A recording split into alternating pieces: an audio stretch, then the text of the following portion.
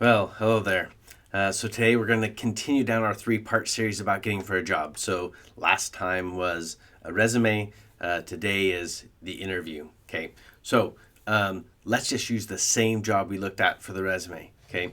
So we were looking for finding cybersecurity jobs in the United States. We didn't care where. We found one in Indianapolis, and we found a company and the general full description. Okay. With duties.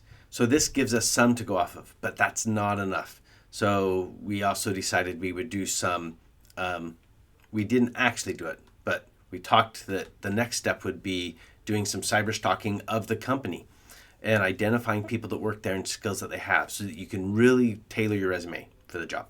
Okay, so now you have your resume, you've got a call for an interview. Maybe it's phone or video or in person, doesn't matter. The first thing you need to do is prepare yourself for that day. So you're going to go over your resume, make sure that you can explain everything that you put on there in terms of what they're asking for the job. Okay?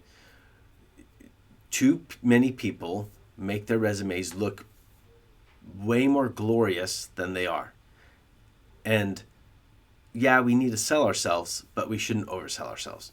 So there are probably going to hopefully be some questions on your resume to try and identify if how much you've added, flourished your experiences on your resume. Okay, so you want to be able to explain it in context of the job that they want to hire you for. On top of that, you're going to look up information about what they're asking you about and try and understand what questions they may want to ask. You're just going to learn as much as you can so that whatever they ask you, you can give at least a semi-intelligent answer. And prepared for some tough interview questions. Now, Indeed has some generic tough interview questions. Some of them that I've seen used in the past is, why shouldn't we hire you? What are your weaknesses? Tell me of when you failed, things like that. So they should have, so tell me about yourself. What critical feedback do you most often receive? So these are things that you should try and understand how you would answer it. Think about it in the job, okay? The specific job that they're asking.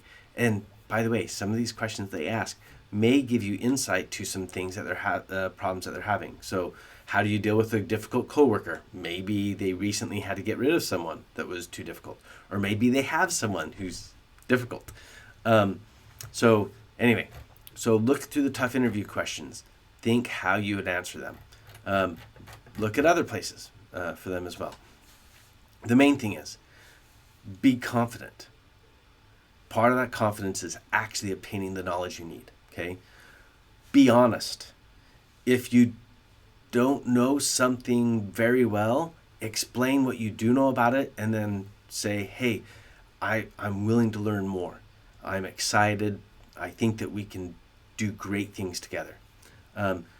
Whenever they give you a negative question, consider if it would be good to try and turn it into a positive. What is your greatest weakness? Well, my greatest weakness is I really focus on detail to the point that I'm digging into it and I understand things really well, but sometimes it might do. Anyway, so your weakness could be a positive for them. So sometimes spin it back into the positive. Or think of a weakness that could also be a positive. See what you can do. You're selling yourself, but you need to be honest. So interviewing can be tough. Consider practicing, preferably with someone you're not very familiar with, because if you're practicing with someone you're familiar with, that's something that will play into it. If you can find someone who's just willing to mentor you and do some mock interviews that you don't know very well, that might be a good idea. Finding someone in the area that does similar work, if possible, that would be good. There's job career fairs and things that can help you as well. But go through the interview questions, go through the technologies and things that they want you to know and understand, and be ready for some tough questions. Okay. Good luck. Interviewing's exciting. The cool thing is, if you've got to the interview stage, you've passed the first stage. Okay.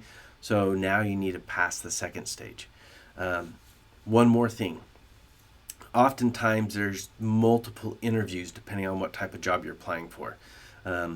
So just be prepared that you might be in the first round of interview and there's more to come.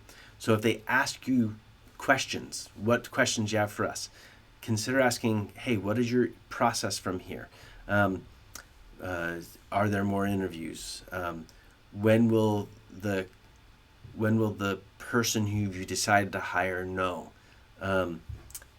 What can you tell me about what you're looking for this person? Now, granted, that should be in the posting.